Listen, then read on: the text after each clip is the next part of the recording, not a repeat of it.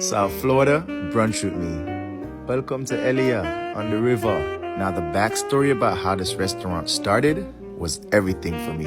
An Italian man fell in love, she disappeared, and his love for her allowed him to create a restaurant in her memory. Food is 10 out of 10, the ambiance is 10 out of 10, the service is 20 out of 10. On certain weeknights and weekends, they do have special events. Dancing, music, live DJ, but still with an uptown feel. So my server suggested this, bread and cheese, and I never know bread could taste this good.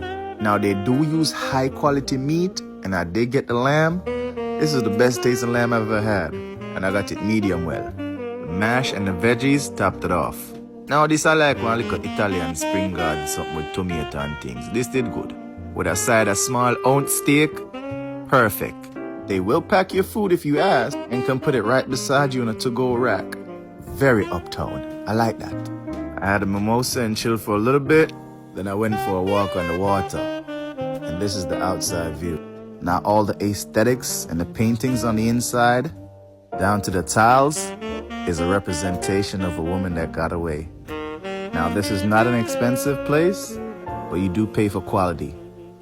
Get up and get there.